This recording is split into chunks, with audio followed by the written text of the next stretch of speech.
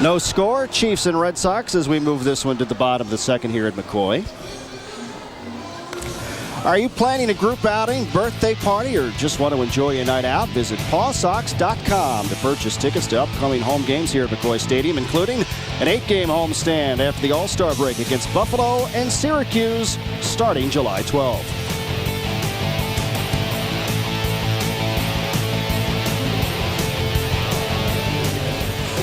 Couldn't have picked a better day to sit out and enjoy a baseball game. Got that grass seating area out in left center field. And another good crowd on hand here at McCoy. Paw Sox went 1-2-3 in the first, so Lars Anderson will lead it off, the big first baseman. Pitch to Anderson is in there for a strike. Anderson has hit 9 home runs. He steps in with an average of .258. Good on-base percentage of .366. Watches the next one over the outside corner, and it's 0-2. Sometimes you get to be 0-2 before you are ready. Nothing he could do about either of those two pitches. They pretty good throws by Mr. Maya. And he fouls this one straight back. We've heard about Anderson's power. There's a high, towering fly ball deep into the Pawtucket night, and it is gone. But that's something else. That's expensive.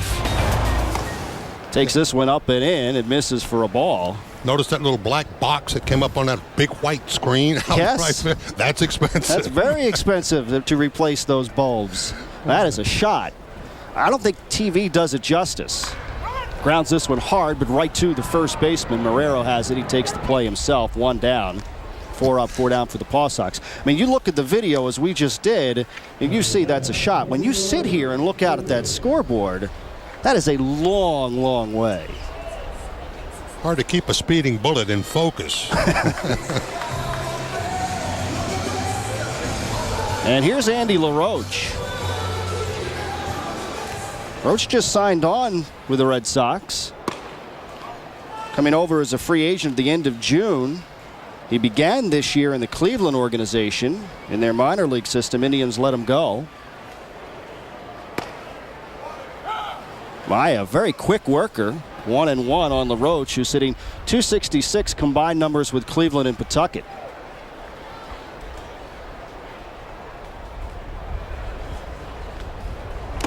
And he gets back to the way. No, he did not get out of the way. Nipped him. Just got the jersey. He is hit by the pitch, and that is Pawtucket's first base runner of the afternoon. Tailing fastball. Couldn't quite get out. Got the material right there. And in that case, a little extra jersey hanging down was worth it. Maya had set down the first 4 men he had faced. He hits LaRoche. 1 on for J.C. Linares.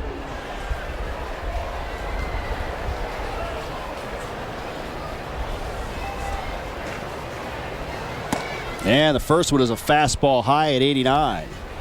Maya doesn't throw that hard. His fastball will top out at 89. But he does have a mix of the fastball, slider, curve, and change. Misses inside with another fastball. It's 2-0 in Linares. This young man has got some power. He missed some time last year with a broken left ankle. Cost him a great deal of playing time, but still a very young man and a pretty good outfielder. They obviously don't know how good of an outfielder or hitter he is yet because he's so young. And the ankle injury happened on a play in May last year. Pitch misses inside, and he was sliding into second, and he tore ligaments in his ankle. And his development has been slowed because of all of these injuries. Well, unlike an Ellsbury or anybody else who didn't have a leg injury, you can do the other baseball activities.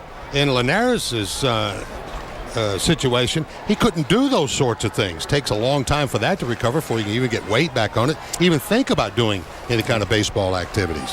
Can't do anything without an ankle to stand on. No hitting, no throwing. 3-1 is tap foul. He's 27. He won't turn 28 until the end of the season. And, of course, he was born in Cuba and defected. So he got into professional baseball in the United States a little late. He's an interesting player, even though he's advanced as far as you would think in terms of a prospect. Runner goes, hit in the air into right center field. Long run for the center fielder Brown. He won't get there. Rounding second and heading for third is LaRoche. He's being waved home. Linares wants 3. The throw to third is not in time. An RBI triple into the gap for J.C. Linares, and the Paw Sox score first. He gets the count 3-2 in his favor. The center field is pulled a little bit over to left center.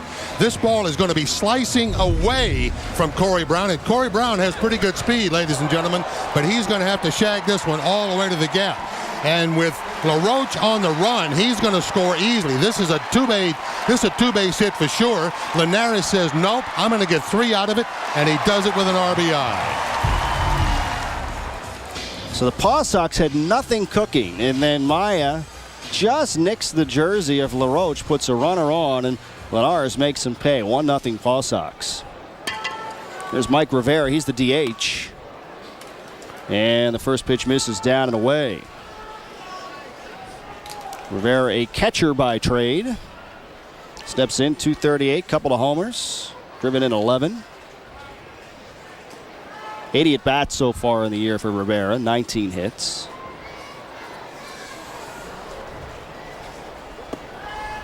And that one bounces outside. Rivera is, I guess, what you would call an insurance policy. Is a veteran guy now in his 9th organization. 35 years old. And he watches that one missed, and Maya's falling behind, 3-0.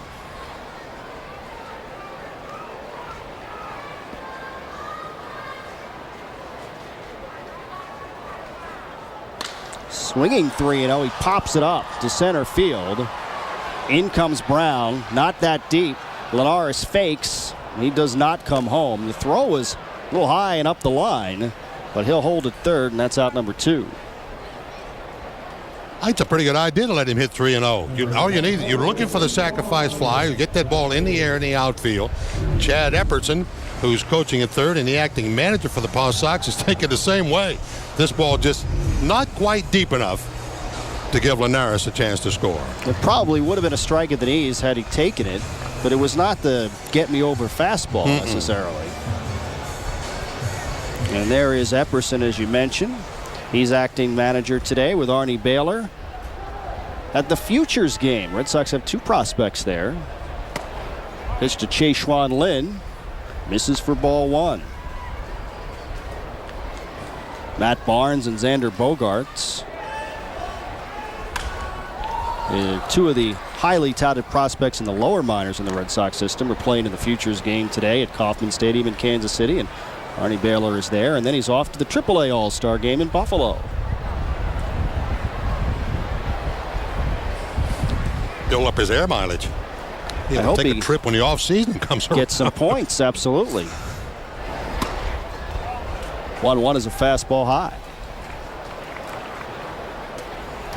Lynn was up for a short time with Boston. Couple different stints so far this season.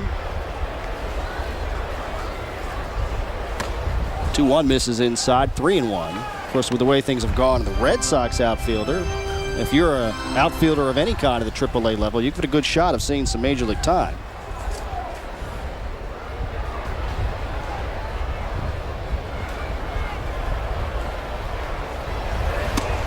.3-1 is in there for a strike, and now the count is full. It's almost hard to believe the number of injuries they have had to start with, and then the fact that most of them have been to outfielders. 3-2 is popped up on the infield. Negrich, the second baseman, back into shallow right center, and he makes the catch for out number 3. But the Red Sox score first, and they do so in the J.C. Linares RBI triple. We go to the third, 1-0 Pawtucket.